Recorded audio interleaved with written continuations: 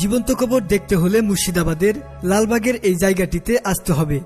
এখানে জীবন্ত কবর দেওয়া হয় নবাব মুর্শিদ কুলি খাঁর মেয়ে আজিমুন্নেসাকে। ইতিহাসের ভয়ঙ্কর এই নারীর কবরটি দেখতে প্রতিদিন বহু মানুষ ভিড় করে। পৌঁছে গেছি সেই আজিমুন্নেসা বেগমের কবরস্থানে। এটাই হচ্ছে সেই কবরস্থান। এই হচ্ছে সমাধিস্থল। এটা হচ্ছে নবাব মুর্শিদ কুলি খাঁর মেয়ের জীবন্ত সমাধি। জীবন্ত সমাধি। যিনি বাংলা বিহার উড়িষ্যার প্রথম নবাব ছিলেন। এনার নাম হচ্ছে আজিমুন্নেসা বেগম বা জিন্নাতুন্নেসা বেগম।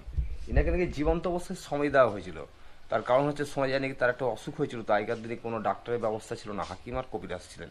সেই কবিরাজ নাকি বলেছিলেন যে এই রোগ সারাতে হলে ডেলি একটা করে শিশু বাচ্চা ছেলে কেটে কলিজা খাওয়াতে গেলে যা রোগ হয়েছে সে রোগটা সেরে যাবে। নবাব মুর্শিদ কুলি খাঁর একমাত্র কন্যা আজিমুন্নেসাকে বিয়ে দেন উড়িষ্যার নবাব সুজাউদ্দিন মোহাম্মদ খানের সাথে। কথিত আছে আজিমুন্নেসা দুরারোগ্য ব্যাধিতে আক্রান্ত হয়েছিলেন। দেশ বিদেশের বহু হাকিম কবিরাজ ডেকেও রোগ থেকে মুক্তি পাচ্ছিলেন না তিনি।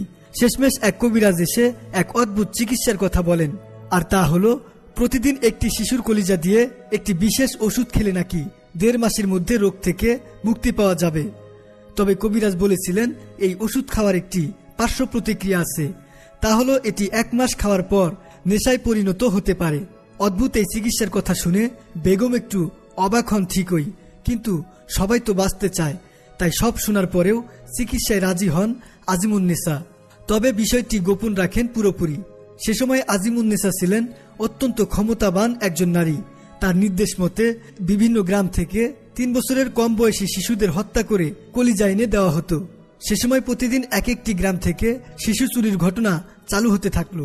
এভাবে 1.5 মাস ধরে শিশুর কলিজা খাওয়ার পর পুরোপুরি সুস্থ হয়ে গেলেন আজিমুন্নেসা বেগম। কিন্তু কবিরাজের সেই কথা মতো শিশুর কলিজা খাওয়ার নেশা তাকে পেয়ে বসল। সুস্থ হওয়ার পরেও প্রতিদিন খেতে থাকেন মনুষ্য শিশুর কলিজা। ততদিনে সারা রাজ্যে আজিমুন্নেসার এই কুকর্মের বিষয়টি জানাজানি হয়ে যায়। শিশু সন্তান নিয়ে বাবা মাগুলো আতঙ্কে দিন কাটাতে থাকলেন। এরপর ধীরে ধীরে এই বিষয়টি পৌঁছে যায় মুর্শিদ কুলি খাঁর কানে। এই বিষয়টি একেবারে সহ্য করতে পারেননি তিনি।